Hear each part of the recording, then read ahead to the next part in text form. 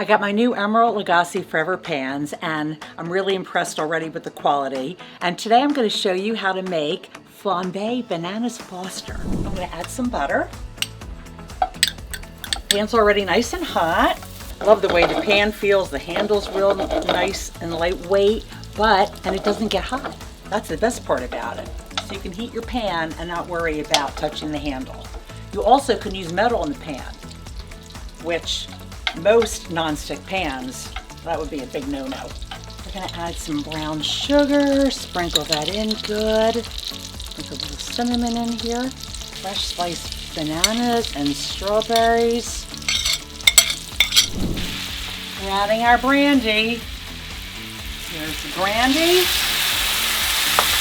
And now, voila, flambe. And now we're just gonna pour this right on top of the ice cream. How delicious is that?